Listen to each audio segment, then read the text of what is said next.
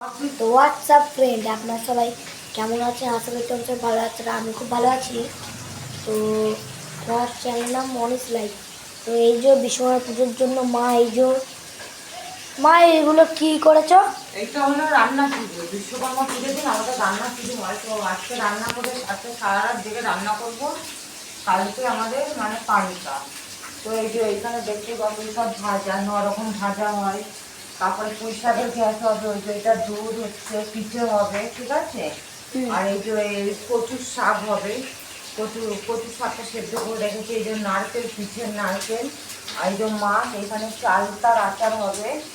আবার ডালেরও ইয়ে হবে, একটা ডালের মানে শুকনো শুকনো ওটা হয়, মানে ওসব দিতে হয়, বুঝেছো। আর এই যে আমি অলরেডি রান্না করতে বসে গেছি। তো আমার সকাল 4টে-5টা অবধি রান্না করতে হবে। আমাদের রাত জেগে রান্না করতে হবে। তো এখন পর্যন্ত একটু পরে কি হচ্ছে জানাবো। Tata, bye bye. টাটা।